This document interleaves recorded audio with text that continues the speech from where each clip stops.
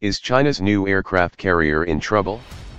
A transport helicopter was spotted ascending from and then landing on China's first homemade aircraft carrier last weekend, although the yet-to-be-christened seagoing airbase was still moored at a pier in the Dalian Shipyard in the northeastern province of Liaoning, defying speculations of an imminent sea trial. Chinese state media including the Global Times have confirmed that a Changhe Z-18 helicopter, modeled on the French SA-321 Super Frelon, that entered service with the People's Liberation Army, PLA, just recently had taken off from the carrier and then returned for a landing a number of times on Saturday. There have also been reports about similar takeoff-landing training sessions conducted on Sunday and Monday. Photographs of the chopper in action have been circulating on Chinese social media since then.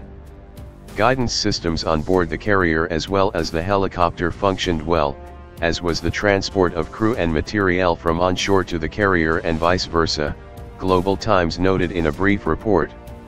The paper cited Beijing-based military expert Li Jie as saying that the brand new Z-18 helicopters could be deployed if an emergency occurred during future sea trials. Z-18 helicopters have a payload of 4,000 kilograms plus 27 passengers. Meanwhile, a no-entry ban gazetted by the Liaoning Provincial Maritime Authority to cordon off the Bohai Strait and an area north of the Yellow Sea remains in effect until Friday. Local media in Dalian also reported that avid military buffs and foreign journalists and photographers continued to camp on hills close to the shipyard to witness the historic sailing of the first made-in-China aircraft carrier, more than 2 weeks after the news of its pending sea trials started to swirl. However, Li urged caution, saying the initial sea trials may encounter problems, as there are some 700 million to 800 million parts on a carrier.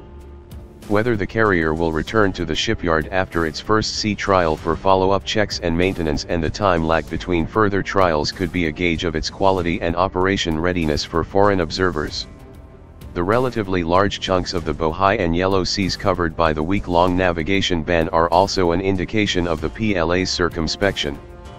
Rumors also began to spread Tuesday afternoon that Chinese President Xi Jinping, who also heads the party's Central Military Commission, could have already arrived in the city of Dalian to officiate at the sea trial ceremony of the Chinese carrier on Wednesday or Thursday, according to the Hong Kong-based South China Morning Post. There has been no official report about Xi's visit to Dalian so far. Chinese news portal Sina also revealed that the homemade carrier conducted an inclining test on April 23, when several crane locomotives appeared on different parts of the flight deck. In other photos, the aircraft carrier is seen belching some light curls of black fumes, believed to be testing its propulsion system, which is composed of furnace oil-fired steam boilers.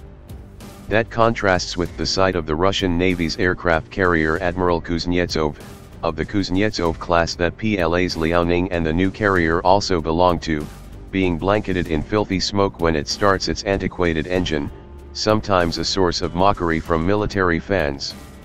Analysts believe Chinese engineers have made improvements to the design of the steam boilers inherited from their Russian counterparts. Sina reported in a separate article that the second homemade carrier, rumored to be built at Shanghai's Dalian Shipyard, would be propelled by gas turbine engines and the third one would be nuclear-powered. The current carrier is expected to be delivered after the PLA Navy is satisfied with its reliability, which will be put to the test in multiple sea trials scheduled for at least the rest of the year.